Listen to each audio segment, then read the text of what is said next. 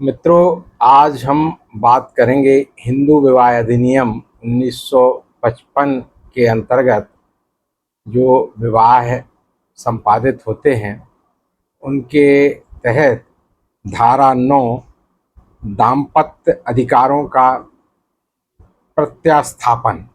अर्थात यदि जैसे इसको हम सरल भाषा में समझेंगे कि यदि पति या पत्नी दोनों में से किसी एक ने बिना किसी युक्त कारण के अ, अलग रहना शुरू कर दिया है, यानी उनके बीच में पति पत्नी के संबंध नहीं हैं और वो उनके आपसी जो आना जाना या इस टाइप से यदि अलग अलग भी रहते हैं और कोई पारस्परिक सहमति नहीं है, तब दूसरा पक्ष जो पीड़ित पक्ष है इसमें जिला न्यायालय से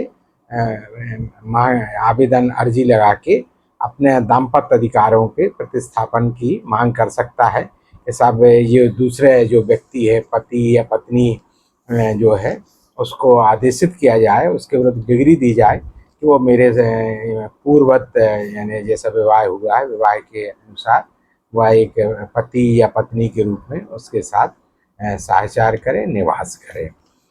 इसमें जो धारा 9 कहती है, जबकि पति या पत्नी ने अपने को दूसरे के साहचर्य से बिना रीजनेबल कारण के, कोई युक्त कारण नहीं है, अलग अलग रहना शुरू कर दिया है, तब व्यथित पक्षकार दाम्पत्य अधिकारों के प्रत्यास्थापन के लिए जिला न्यायालय में आवेदन कर सकेगा। जिला न्यायालय कथनों के सत्य के बारे में, कथनों की जो कथन दोनों लोग करेंगे, कथनों की सत्यता के बारे में तथा वैध आधार का समाधान हो जाने पर डिग्री कर सकेगा। जहां यह प्रश्न उठता है कि क्या साहचर्य के प्रत्याहरण के लिए युक्त प्रतिहेतु है, अर्थात कोई रीजनेबल एक्सक्यूज है कि विड्रॉल फ्रॉम सोसाइटी की जो दूसरा व्यक्ति है, पति है या पत्नी है, वो यानी उसके पास कोई जेन्युइन रीजनेबल कारण है कि जिस वजह से वो यदि सोसाइटी से या उस अपने परिवार में नहीं रह रहा है, तो यह उस साबित करने का भार उसके भी होगा जिसने कि अलग रहना शुरू कर दिया। उसको बताना पड़ेगा कि वो क्या रीजनेबल कारण है। ये जो सामान्यतः देखा गया है कि जैसे ही विवाह में कोई दोनों पक्षों के बीच में कोई समस्या या विवाद कोई आता है, भले ही वो किसी छोटे कारण से हो, आपसी विवाद हो या दहेज हो या उनके स्वभाव की वजह से हो, एक जैसे ही एक व्यक्ति दोनों अलग अलग यदि रहना शुरू कर देते हैं तो एक पक्ष उसमें कई बार भरण पोषण की मांग करता है, कई बार जुडिशियल सेपरेशन की मांग करता है या तलाक या विवाह विच्छेद की मांग करता है, और दूसरा व्यक्ति भरण पोषण या ये सब चीज़ें ना करना पड़े तो इसमें धारा 9 का सहारा लेता है कि साहब हमारा जो दाम्पत्य जो जीवन है, दाम्पत्य अधिकार है जो हमारा, जो कि धारा 5 के तहत हमारा विवाह हिंदू विवाह हुआ है, इसके तहत हमको ये इसमें इसके अधिकार की डिग्री प्रदान की जाए और सामने वाले व्यक्ति से कहा जाए कि वो चूँकि कोई रीजनेबल कारण नहीं है, कोई युक्त कारण नहीं है और जिसकी वजह से वो अलग रह रहा है, तो न्यायालय इसमें सुनवाई करता है। तो ये ऐसे मामले बहुत आ रहे हैं, तो मैं पूरी बात सरल भाषा में ही करूँगा ताकि सामान्य लोगों को भी समझ में आ सके कि यदि उनके यहाँ कोई मामला यदि है तो इसमें किस तरीके से कार्रवाई होती है। पक्षकारों के मध्य विवाह असाध्य रूप से टूटा हुआ है, उनके एक साथ रहने का यदि अवसर नहीं है, तब इसमें धारा 9 के तहत कार्रवाई की डिग्री नहीं मिलती है। इसमें जैसे ही माननीय न्यायालय के सामने मामला आता है, न्यायालय सुलह का प्रयास करता है। इसमें यदि पत्नी का ये साबित करती है कि उसके साथ क्रूरतापूर्वक व्यवहार हुआ है, और यह उसको आशंका है कि यदि पति के साथ रहेगी तो उसको कोई हानि पहुंच सकती है, तो कोर्ट यदि चाहेगा तो इसी मामले में जो न्यायिक पृथक्करण है, जुडिशियल सेपरेशन, यानी अलग अलग रहने को वो एक की भी डिग्री कर सकती है। और यदि पक्षकार यदि इस उचित समझते हैं तो धारा 13 के तहत तलाक या विवाह विच्छेद, जिसको कानूनी भाषा में कहा गया है, उसके लिए भी आवेदन कर सकते हैं और इसी में आगे बढ़ सकते हैं। यदि किसी पक्ष के बीच में 10 साल से दोनों अलग रह रहे हों और इसके बाद सेक्शन 9 का आवेदन करेंगे, तो यह जो विलम्ब है, ये इसका जो कारण है स्पष्टीकरण ये संतोषप्रद नहीं है और न्यायालय इसमें सामान्यतः नहीं सुनता है। इसमें पति का पत्नी के प्रति क्रूरता, पत्नी ने पति के साहचर्य से स्वयं को युक्त कारण के आधार पर अलग किया अथवा नहीं, यह प्रत्येक मामले की परिस्थिति पर निर्भर करता है। एक जनरल टाइप की चीज नहीं कही जा सकती कि एक इस मामले में ऐसा हुआ तो दूसरे मामले में भी ये होगा। पति का आचरण ठीक नहीं पाएगा, एक मामले में पति का आचरण ठीक नहीं पाया गया। पत्नी अन्य स्थान पर नौकरी करती थी। पत्नी का यह अभिकथन था कि पति के द्वारा अन्य महिला के साथ अवैध संबंध विकसित कर लिए थे, तो इस वजह से पत्नी उससे एक अलग रहती थी, तो यह एक उसके अलग रहने का युक्त कारण माना गया और धारा 9 का आवेदन उसका निरस्त कर दिया गया पति का। पति के माता पिता यानी पत्नी के सास ससुर पत्नी पर आदतन दोषारोपण करते रहते थे। यदि आदतन दोषारोपण करते रहने का आरोप सिद्ध पाया गया न्यायालय में, तो न्यायालय ने ये कहा कि नहीं भाई, आप आदतन दोषारोपण करते हैं, तो इस वजह से जो पत्नी है वो अलग रह रही है और इसमें दाम्पत्य जो अधिकारों का जो है अधिकार आपका, इसमें आपको नहीं दिया जा सकता, डिग्री नहीं की जा सकती। एक मामला पाया गया जिसमें पति को वित्तीय कठिनाई थी, पत्नी की आरामदायक स्थिति व पति पत्नी के प्रति हतोत्साहित पूर्ण आचरण करता था। पत्नी द्वारा नौकरी से त्यागपत्र ना देने और पति के पास आकर ना रहने का ये की वजह से वो अलग अलग रह रही थी और पति चाहता था कि वो इस्तीफा दे दे। यह इसमें युक्त कारण माना गया अलग रहने का और उसको पति को डिग्री नहीं मिली।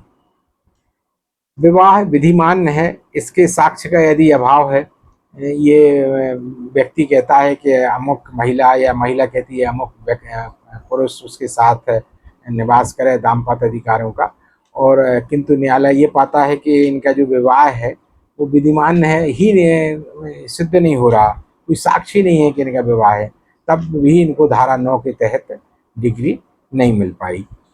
साहचर्य से अलग रहने का कारण मानसिक क्रूरता हो, पति मानसिक रूप से पति या पत्नी एक दूसरे के साथ क्रूरता का व्यवहार करते हैं, ऐसी करते हैं, मानसिक क्रूरता उनके बीच में साक्ष्य से सिद्ध होती है, तो वह भी धारा 9 का आवेदन इसमें न्यायालय द्वारा स्वीकार नहीं किया गया। पत्नी के साथ सम्मान व प्रतिष्ठा के कारण पति व्यवहार करें, उसके पति के साथ उसका जीवन शांतिपूर्वक प्रसन्न हो। एक न्यायालय का मानना है कि पति पत्नी तभी साथ में रह सकते हैं जब एक दूसरे का सम्मान करें और उनका जो जीवन है वो शांतिपूर्वक हो और दोनों प्रसन्न रहें, तभी वो साथ रह सकते हैं। पत्नी ने पति की उपेक्षा का कथन किया और ये कहा पति ने पत्नी को बुलाने की शर्त रखी कि वो फर्नीचर अन्य सामान क्रय करने हेतु भुगतान करे और घर चलाने के लिए आंशिक अंशदान दे। तो इस वजह से पत्नी ने इस चीज़ को नहीं माना और वो उसने एक अलग रहना शुरू कर दिया, तो यह भी एक न्यायालय द्वारा युक्त कारण माना गया, रीजनेबल कारण माना गया अलग रहने का, और उसको सेक्शन 9 का आवेदन दाम्पत्य अधिकारों के प्रतिस्थापन का आवेदन उसका स्वीकार नहीं किया गया। पति का आचरण पत्नी के प्रति मानसिक यातना था। पति उपेक्षा का भी दोषी था। इस वजह से यह भी युक्त कारण माना गया। दुर्व्यवहार अथवा क्रूरता पत्नी को पति के साथ रहने अथवा पत्नी के घर रहने के पत्नी को असंभव बनाते हैं। यदि आपस में एक दूसरे के साथ जो व्यवहार करते हैं और क्रूरता करते हैं तो स्वाभाविक है कि दूसरा पक्ष उसमें साथ रहना उसका असंभव हो जाता है, और यह भी एक युक्त कारण माना गया। क्रूरता का शारीरिक तौर पर होना आवश्यक नहीं है, जैसा कि पहले भी एक हमने उदाहरण बताया। ऐसा आचरण जो पत्नी के स्वास्थ्य को कष्टपूर्ण हो अथवा उसके जीवन की युक्त प्रसन्नता को प्रभावित करता हो। कोई ज़रूरी नहीं है कि वो पति पत्नी के साथ मारपीट ही करे, लेकिन वो ऐसा आचरण भी कर सकता है कि जिससे पत्नी खाना खाना छोड़ दे, अपना ध्यान रखना बंद कर दे, और उसका जो स्वास्थ्य है वो खराब रहने लगे, और उसका जो जीवन से प्रसन्नता है ये खत्म हो जाए। यदि ऐसा भी वो कारण पाता है तो यही भी पत्नी का अलग रहने का एक युक्त कारण न्यायालय द्वारा माना गया। पत्नी के साथ दुर्व्यवहार किया गया था एवं उसके माता पिता के यहाँ जाने के लिए उसको बाध्य कर दिया गया। यदि पति ने ही एक बार उसके साथ दुर्व्यवहार करके उसको माता पिता के जाने के लिए उसको प्रेशराइज किया था, तो वो द्वारा उसमें न्यायालय ने कहा कि अब वो आप मांग नहीं कर सकते। याचिकाकार पति यदि प्रति याचिकाकार के साथ मानसिक तौर पर व्यवहार करता है, मानसिक क्योंकि आज के समय में शारीरिक व्यवहार के साथ साथ मानसिक व्यवहार भी अब दोनों लोग पढ़े लिखे होते हैं, तो ये मानसिक व्यवहार भी अब मायने करता है। तो यह भी एक अलग रहने का कारण उनके द्वारा माना गया। पति ने पत्नी को दहेज की मांग की थी, जिस कारण बाध्य होकर पत्नी को पति का घर छोड़ना पड़ा। पत्नी ने CRPC 125 के तहत भरण पोषण की भी मांगा। भरण पोषण की कार्रवाई में प्रतिरक्षा के बतौर पति ने धारा 9 हिंदू विवाह अधिनियम के तहत आवेदन दिया कि और कहा कि दाम्पत्य संबंधों का पुनर्स्थापन किया जाए। ये सामान्यतः ऐसा होता है कि जैसे ही एक पक्ष पत्नी सामान्यतः भरण पोषण की मांग करते हैं तो पति द्वारा कहा जाता है कि साहब हमने इनको अलग नहीं निकाला, ये अपनी इच्छा से रह रही हैं और ये चाहें तो अपने घर में रहें, हमें कोई आपत्ति नहीं है। और ये सेक्शन 9 का आवेदन इस तरीके से सामान्यतः लगाया जा रहा है। ऐसे मामले विक्टर लीगल फिनिश के रूप में नहीं समझाने चाहिए। ये भी माननीय उच्च न्यायालय का मानना है कि ये मामले तकनीकी तौर पर नहीं देखे जाना चाहिए। पति पत्नी के मध्य वैवाहिक समस्या सामंजस्य हो सके इस बाबत प्रयास किया जाना चाहिए। न्यायालय को कभी भी ये कहा गया उनके द्वारा कि पक्षकारों के मध्य यदि कोई सामंजस्य का अभाव है तो इसमें जल्दीबाजी नहीं किया जाना चाहिए, उनको समझाइश वगैरह दी जाना चाहिए और ये प्रयास करना चाहिए कि उनके प्रति उनकी जो वैवाहिक समस्या है वो दूर हो, तो वो दोनों अपने दाम्पत्य जो उनके जीवन है वो यथावत साथ में रहें। मात्र याचिका के कथनों पर अनुतोष नहीं दिया जा सकता, ये इसमें साक्ष्य होना आवश्यक है। न्यायालय ने कहा कि साक्ष्य होना, एविडेंस होना चाहिए। सिर्फ याचिका में ये लिख देने से कि ये हम क्रूरता करते हैं, मानसिक क्रूरता करते हैं, दहेज की मांग की है, सिर्फ यह कह देने से नहीं होगा। इस जो कथन है इनको एविडेंस द्वारा, साक्ष्य द्वारा सिद्ध किया जाना भी न्यायालय में आवश्यक है। पति द्वारा पत्नी को शारीरिक यातनाएं दी गई, पत्नी के हाथों को उबले जल से जलाया, शारीरिक यातना दी गई और इस वजह से पत्नी अलग रहने लगी। इस मामले में भी धारा 9 का आवेदन माननीय न्यायालय द्वारा मान्य नहीं किया गया। पति ने पत्नी को सतीत्व पर गंभीर अभिकथन लगाकर मिथ्या परिवाद पेश किया। पति ने एक न्यायालय में लगाया कि जो उसकी पत्नी है वह उसका सतीत्व ठीक नहीं है, उसके अन्य व्यक्ति से उनके उसके संबंध है। तो पत्नी ने सुरक्षा की दृष्टि से उसके अपने माता पिता के साथ निवास करती है। तो यह इसका जो माता पिता के साथ निवास करना औचित्यपूर्ण माना गया और धारा 9 दाम्पत्य अधिकारों के प्रतिस्थापन का जो आवेदन है वो निरस्त किया गया, क्योंकि इसमें पति ने ही एक अन्य मामले में अपने पत्नी के सतीत्व के ऊपर गंभीर उसके ऊपर आरोप लगाए गए थे। पत्नी ने घर छोड़ा। पत्नी ने धारा 9 का आवेदन लगाया। दहेज मांग का जो लांछन लगाया गया यह साक्ष्य से सिद्ध नहीं पाया गया। पत्नी ने कहा कि साहब ये हमसे दहेज मांग रहे थे इसलिए हमने घर छोड़ा, ये साक्ष्य सिद्ध नहीं हुआ। तो धारा 9 का आवेदन न्यायालय द्वारा इस मामले में स्वीकृत किया गया। याचिका का अंतरण ये एक बड़ा एक मानवीय और महत्वपूर्ण मामला है कि ऐसे मामलों में कई बार ये भी देखा गया है कि जो पति और पत्नी अलग अलग जिलों में रहने लगते हैं और अलग अलग जिलों में वो उनके अपने मामले दायर करते हैं। उनका विवाह आजकल जरूरी नहीं है कि विवाह लड़की के ही